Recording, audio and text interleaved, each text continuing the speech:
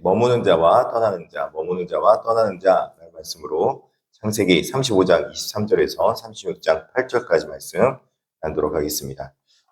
창세기 35장 이제 후반부와 창세기 36장 전반부는 한 시대가 저물고 새로운 시대가 이제 열리는 전환점의 시대라고 보면 될 것 같습니다. 야곱의 12아들의 명단이 완성되고 족장 이삭이 중을 맞이하면서 에서가 세일산을 떠나는 장면이 이제 교체하는 본문입니다. 본문은 단순히 족보나 이동 경로를 기록하고 있는 것이 아니라 하나님의 어떻게 이 야곱의 가문 가운데 슬픔과 비통함이 있음에도 불구하고 그 슬픔과 비통 속에서 하나님의 언약을 성취해 나가고 계신지를 말씀해 주고 있습니다. 특별하게 35장에서는 야곱은 사랑하는 아내 라헬을 잃고 장자 르우벤이 타락하는 것을 보았으며 마침내 아버지 이삭이 죽음을 받는 것을 마주하게 되었습니다. 이삭이 나이가 많고 늙어 기혼이 다음에 죽어 자기 얼제로 돌아갔다라고 29절에 말하고 있습니다. 지금 이때까지 이삭은 살아 있었던 거죠. 성경에 나오진 않지만 정말 오래 산 인물 중에 한 분이 아닌가 싶습니다. 굉장히 오래 산 이 이삭이 이제 인생이 마무리되니까 이제 새로 야곱의 마지막 가업인 그 12지파를 다 이제 분배하는 것을 볼 수 있다는 것이죠. 야곱은 개인의 애도나 분노에 집중하지 않고 그럼에도 불구하고 레아의 아들들 장자 루벤과 그 다음 시므온과 레위, 유다, 이스갈 그리고 스불론이요 이렇게 하면서 12아들들의 이름을 이제 담담히 기록하고 있는 걸 볼 수 있습니다. 오늘 이 본문의 서사는 개인의 슬픔에 머물러 있지 않습니다. 개인이 때로는 인생 가운데 어떤 아픔이나 어려움을 겪을 때가 있습니다. 그런데 하나님의 역사는 그 일들로 인해서 절대로 멈추지 않는다는 것입니다. 우리가 알아야 할 것은 우리 하나님께서는 우리 이 땅 가운데 하나님의 뜻을 이룰 때 개인의 문제로 인해서 개인의 어떤 사고로 인하여서 자신의 역사를 멈춘 적이 없습니다.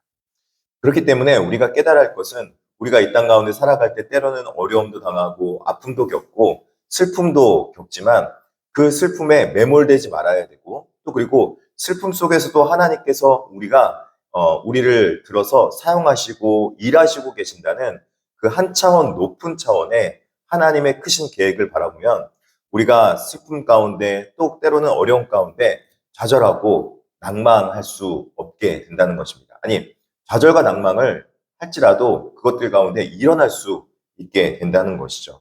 왜 그렇습니까? 하나님께서는 우리의 슬픔을 오히려 역으로 바꿔서 그것을 기회로 삼으시고 또 하나님의 뜻을 이루는 방법으로 이끌어 가시는 분이기 때문에 그렇습니다.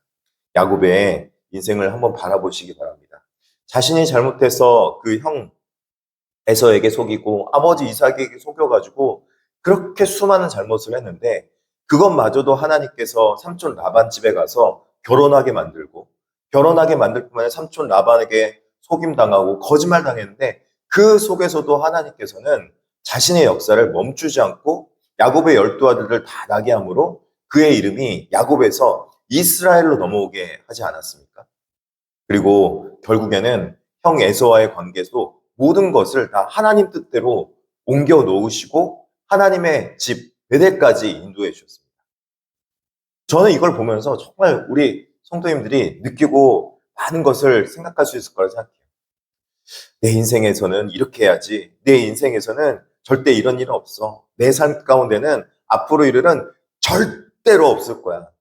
라고 생각했는데 우리 삶 속에 뜻하지 않은 일들이 벌어지고 그 뜻하지 않은 속에서 왜 내 마음대로 안 될까? 내 생각대로 안 될까? 그렇게 생각하고 있는 그 상황 속에서도 하나님은 자신의 뜻을 이루시고 자신의 언약 공동체를 성취하고 계셨다는 것입니다. 좌절하고 넘어지고 있는 것만이 상책은 아닌 것 같아요. 그리고 그 성공과 실패가 우리 가운데서는 막 우리 인생을 좌지우지하는 것 같지만 그것들이 우리 인생을 완벽하게 다 좌지우지하지 않는다는 거예요. 우리가 때로는 이때 가운데 살아갈 때 어려운 일이 있습니다. 내 마음대로 내 뜻대로 안 되는 일이 있습니다. 그럼에도 불구하고 하나님의 뜻은 반드시 이루어질 줄 믿습니다. 그 하나님의 뜻 가운데 붙들리면 넘어진 곳에서도요, 반드시 일어나고 그것마저도 하나님께서 오히려 하나님의 선하신 뜻으로 인도해주는 좋은 기회가 될 줄 믿습니다. 그래서 저는 이 땅 가운데 우리 자손들뿐만 아니라 우리도 성공이 아니라 하나님의 뜻을 선택하는 그 길을 걸어갔으면 좋겠습니다. 이제 야곱의 중심의 구속사가 본격적으로 시작되기 전에 먼저 에서의 족보가 나옵니다. 창세기에 톨레도 들어가는 모든 족보들은 대부분의 본 역사를 다루기 전에 사이드 역사, 그러니까는 비껴나가는 족보를 먼저 이렇게 기록하고 있거든요. 대부분의 모든 족보들이 그렇습니다. 노아의 그 후손들 이야기를 먼저 나오기 전에 그 엇나간 자손들 이야기를 먼저 하듯이 지금 오늘 본문도 에서 자손의 이야기를 먼저 나누고 있습니다. 36장 1절서부터 시작하는 거죠.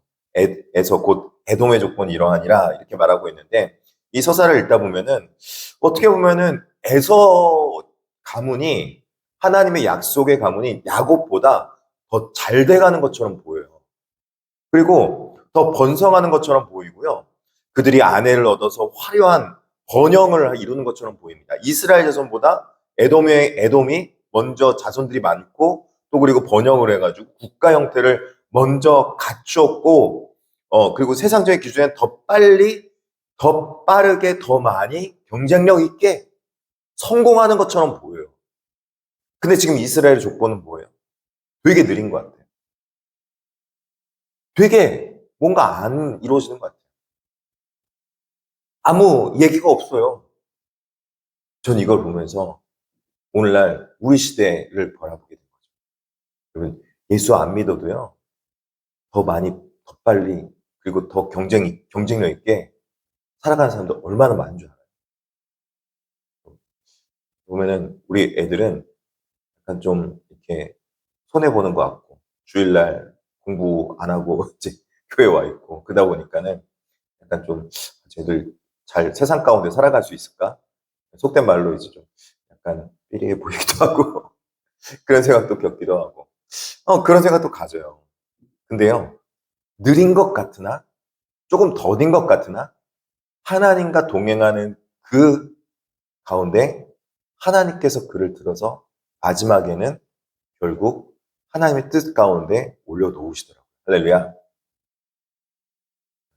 속도에 초점을 맞추지 말고 방향에 초점을 맞추면 하나님의 뜻을 바라보고 하나님의 뜻이 우리 가운데 이루어진 것을 볼 수 있을 줄 믿습니다. 방향이 중요한 거예요. 하나님이 원하시고 하나님 뜻하신 방향이 있는가? 부르심의 방향 가운데 있는가? 아니면 하나님의 뜻과 좀 엇나가서 지그재그로 가든가. 그러면은 이제 빠른 것 같으나 세상의 성공은 얻은 것 같으나 결국에는 하나님의 역사 안에서 조금씩 뒤로 물러나는 걸 보게 된다는 거죠. 에돔은 번영을 했지만 그 조금씩 하나님의 약속의 언약에서 이제 벗어나가게 되고 이제 분리되어서 완전히 하나님의 그 족보의 이야기에 없어지고 나중에 가서는 이제 에돔 족속이 나오는데 에돔 족속은 가나안 족속을 그렇게 괴롭히는 인물로 이제 민족으로 나오게 됩니다. 에서는 가나안에서 얻은 모든 소유를 가지고 이제 야곱을 떠났죠. 36장 6절에 보면은 에서가 자기 가나안 땅에서 모은 모든 재물을 이끌고 그의 동생 야곱을 떠났다 그렇게 말하고 있습니다. 표면적으로는 왜 떠났을까 보면은 7절에 두 사람의 소유가 풍부하여서 함께 거주할 수 없어서 이제 현실적 제약에 떠났다고 하지만 이게 똑같이 아브라함과 롯의 사건처럼 하나님의 언약의 장소에서 떠난 것은 단순히 장소를 떠난 것이 아니라 그 하나님의 언약에서 이제 언약에 마치 사진기가 있으면 사진기 프레임 안에서 조금씩 이제 나가게 되는 그런 일을 겪게 된다는 거예요. 하나님 앞에 어떤 소유와 어떤 가치관을 가지고 있는가 똑같이 믿음 생활하는 것 같고 똑같이 가는 것 같지만 하나님의 언약 중심으로 살아가는 백성들은 반드시 하나님께서 중간중간에 하나님께서 들어서 사용하시고 그를 통해서 하나님의 역사를 기적처럼 이끌어 가십니다. 마지막에 결말이 좋은 것이 바로 신앙의 핵심입니다. 내가 지금은 조금 어렵고 힘들지라도 마지막 결말은 하나님께서 정말로 창대하게 해주시고 또 붙들어 줄 줄 믿습니다. 바로 언약이 바로 그거 아닙니까? 언약. 왜 하나님께서 복을 주실 때 언약 백성이라고 그러고 언약의 약속의 말씀을 주셨습니까? 왜 그러냐면 하나님께서 지금 당장 줄 게 아니라 앞으로 줄게 라고 언약을 해줌으로 인해서 그 언약 가운데, 과정 가운데 하나님이 역사하시고 살아계시고 하나님이 도우시고 하나님이 그와 함께 하심을 그 사람이 겪게 하고 경험케 하고 믿음을 가질 수 있도록 해줄 뿐만 아니라 그 믿음을 통해서 하나님의 살아계심을 바라보면서 많은 사람들이 저 사람은 정말 하나님과 동행하고 있구나 하는 것을 그 사람을 통해서 하나님 영광 드러내기 위해서 하나님께서 언약으로 약속으로 보증해 주신다는 겁니다. 복을 주신다는 것입니다.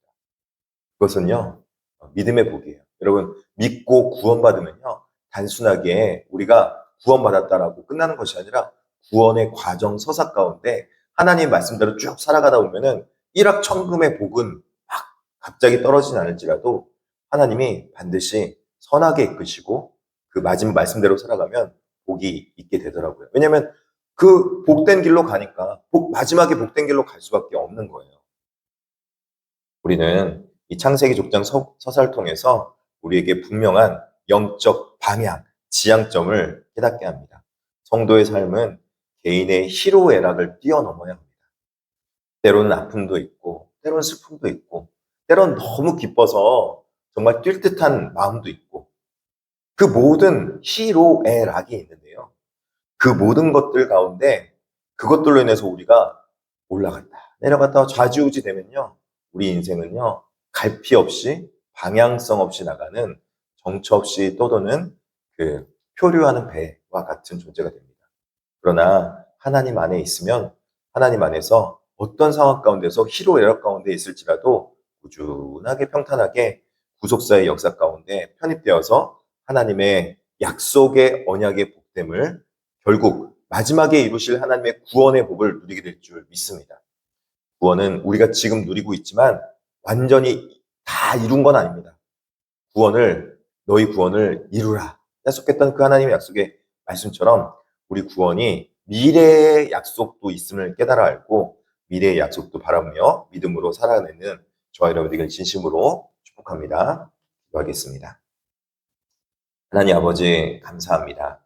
야곱 한 사람의 슬픔과 상실 속에서도 이스라엘 12지파를 세우시며 구속의 역사를 주관하시고 이루어주셨던 하나님처럼 오늘 우리 눈에 보기에는 성공과 풍요와 또 그리고 우리의 잘됨이 우리 눈앞에 바로 보이진 않을지라도 그럼에도 불구하고 하나님의 말씀대로 하나님의 언약 백성의 참된 백성답게 살아갈 때 하나님께서 거룩하게 우리를 인도하시며 마지막에 결국에는 구원의 성취와 약속을 이뤄내실 것을 우리가 눈으로 목도하며 또 삶으로 증명하게 하여 주시옵소서. 하나님의 선하신 약속이 반드시 우리 삶 속에 있을 걸 믿습니다. 고난과 상실 속에 있는 백성들이 있다면 특별하게 그들 삶에 임재해 주셔서 고난의 문제가 해결되고 또 어려운 일들이 주 안에서 해결되며 또 환우들은 육신의 치유하심과 고치심의 은혜를 맛보게 하여 주시옵시고 또 물질적으로 필요한 백성들은 채우시고 경제적 어려움 속에서 재정의 결핍 속에서도 하나님의 채우심과 도우심을 경험케 하여 주시옵소서. 영권과 또 그리고 자녀들의 미래의 비전을 놓고 기도합니다. 앞으로 취업과 또 그리고 미래의 비전을 위해서 기도하고 있는 백성들 하나님 앞에 나와서 기도할 때마다 놀라운 기도의 응답이 있게 하여 주시옵소서. 감사하며 예수님의 이름으로 기도드립니다. 아멘. 주기도문을 마치겠습니다.